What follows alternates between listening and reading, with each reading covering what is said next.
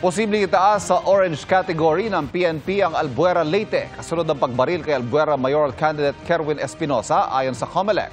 Nakatutok si Ian Cruz.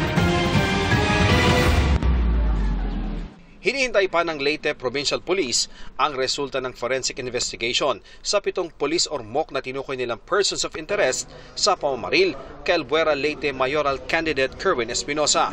Pero sabi ng Leyte PPO, hindi pwedeng idaan sa inquest proceedings ang mga POI. Base raw ito sa konsultasyon ng Special Investigation Team sa legal team ng pulisya. Technically, wala sila sa crime scene at wala pong direktang evidence sa atin ngayon at wala rin pong direktang testimony na magturo kung sino sa kanila ang involved sa krimen.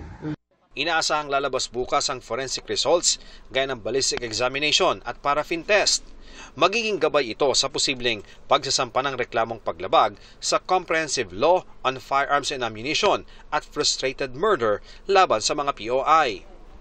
Nagpapagaling pa si Espinosa na nahagip ng bala sa itaas ng dibdib na lumabas sa kanang balikat. Tinitiyak naman ng Police Regional Office 8 at Leyte Police Provincial Office na walang whitewash sa pagsisiyasat na ginagawa nila. Ang Leyte Police Provincial Office ay it is committed sa thorough evidence-based and impartial investigation based po on established policies. Sinagot ni Espinosa ang sinabi ni Leyte 4th District Representative Richard Gomez na scripted at ambush miraw ang nangyari at hindi maganda ang kanyang acting. Hindi naman to acting, hindi naman ako tulad sa kanya na artista eh.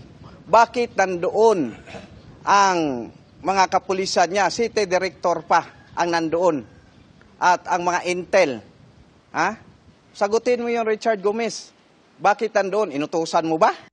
Wala raw komento si Congressman Gomez sa pahayag na ito ni Espinosa, pero una na niyang sinabing nangangalap siya ng mga impormasyon at inaalam ang timeline o pagkakasunod-sunod ng mga pangyayari.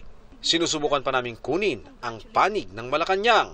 Para sa GMA Integrated News, Ian Cruz, nakatutok 24 oras.